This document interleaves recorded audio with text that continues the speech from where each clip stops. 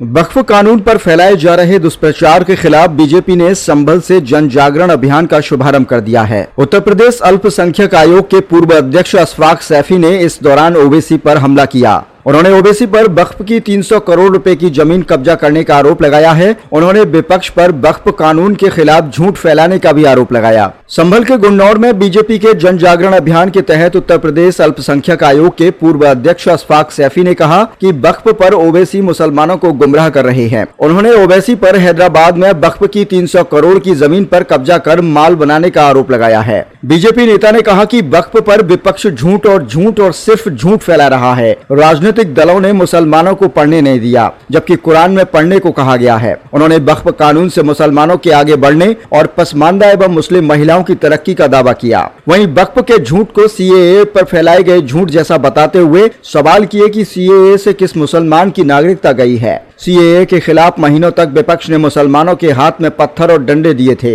BJP ने वक्फ कानून से कोई दरगाह, मदरसा, कब्रिस्तान मुसलमानों के हाथों से न जाने का भरोसा दिया। वहीं वक्फ की संपत्ति पर अस्पताल, स्कूल खोलने का दावा करते हुए कानून से मुसलमान के पढ़ने एवं आगे बढ़ने पर भरोसा दिया।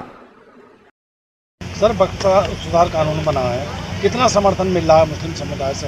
आप संभल पहुंचे। देखिए, वक्फ सुधार कानून के लिए जो सरकार ने बनाया है, सभी मुस्लिम समाज के लोग माननीय मोदी जी का शुक्रिया अदा करते हैं, माननीय योगी जी का शुक्रिया और धन्यवाद अदा करते हैं। अभी यहाँ पर सैकड़ों मुस्लिम महिलाएं, हमारी जो बहनें थीं, वो भी यहाँ उपस्थित रही हैं।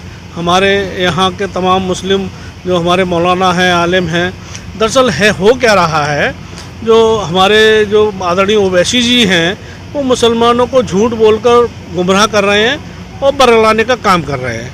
इसी कड़ी में पार्टी ने ये तय किया कि जन जागरण अभियान पूरे प्रदेश में नहीं बल्कि पूरे देश में चलाया जाएगा, जिससे मुसलमानों को हम जाकर जो वक्फ कानून जो नया बना है उसके बारे में उनको समझाएं और जो गलत फहमियाँ उनके बीच में ओवैसी जी और तमाम जो विपक्षी राजनीतिक दल है वो फैला रहे हैं। ये उसी तरीके का झूठ है जिस तरीके से सीए को लेकर मुसलमानों के बीच में भय और भ्रम की स्थिति पैदा की और महीनों मुस्लिम बहनें, मुस्लिम युवा हमारे सड़कों पर उतार दिए, उनके हाथों में पत्थर और डंडे पड़ा दिए गए। इसी कड़ी में आज यहाँ पर भी एक गुन्नौर के अंदर संभल जिले में एक गोष्ठी का आयोजन किया गया है। हम लोगों ने यहाँ ये बताया कि पहले आपको ये डराया गया था कि ये सीए आ जाएगा तो मुसलमानों को भगा दिया जाएगा, उनके कागज़ पूछे जाएंगे।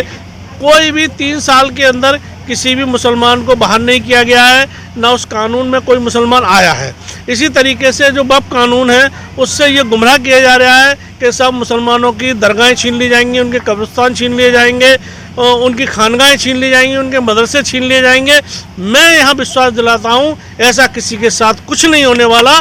केवल विपक्ष झूठ और सिर्फ झूठ फैलाने का काम कर रहा है। आदरणीय ओवैसी जी जो हैं, जिन्होंने 300 करोड़ रुपए की जमीन वक्फ की कब्जा रखी है, जिसपे अपने मॉल बना रखे हैं, उन मॉल को बचाने के लिए पूरी कौम को दांव पे लगाया जा रहा है। और यहाँ पर जब हमने ये बताया कि जो पसमानदा समाज का मुसलमान है, जो पिछड़े समाज का मुसलमान है, उसकी भागीदारी इसमें सुनिश्चित करी गई है, जो हमारी मुस्लिम बहनें हैं उनकी भागीदारी इसमें सुनिश्चित की गई है, तो बहनों में और हमारे पसमानदा जो पिछड़ा समाज का मुसलमान है उसमें खुशी है। और होता क्या है दरअसल कि जो जब तक राजनीतिक दल रहे उन्होंने मुसलमानों को पढ़ने नहीं दिया, और जबकि कुरान में सबसे पहले आया इकरा, पढ़ो। हमारा हदीस, हमारा कुरान भी हमको कहता है पढ़ने के लिए।